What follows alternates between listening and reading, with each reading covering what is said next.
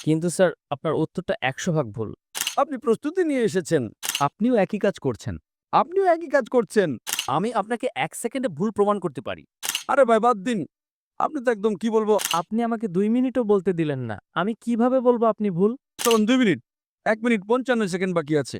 তাই আপনি ভুল। একে আমি ২ মিনিট দিলাম কি না?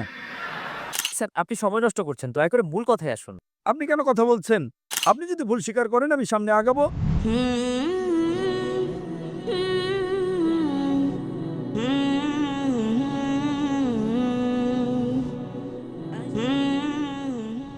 আমার নাম স্যাম।